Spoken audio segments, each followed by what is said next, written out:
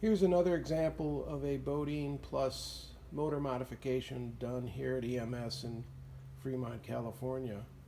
Because Bodine doesn't offer a cataloged dual output shaft gear motor, what we do is buy a stock single shaft output, seen on the left, and here at the shop we disassemble, install the dual output shaft and gear into the gear housing.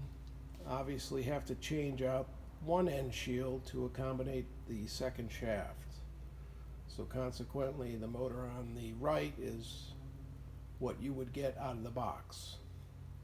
The advantage of having that done here at EMS is, as an authorized factory service center, any modifications, whether it be electrical or mechanical, retains the Bodine factory warranty.